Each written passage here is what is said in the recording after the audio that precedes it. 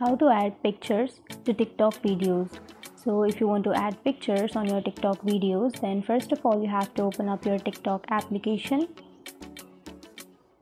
And here, after opening your TikTok, you can simply go to the plus icon which is on the bottom middle side. And here, after opening your TikTok, you can go to upload which is on the bottom right side. And from here you can simply choose any one of your photos to upload to your TikTok. So for example, I'll be choosing a photo, and then after choosing here, it will automatically add some music to it.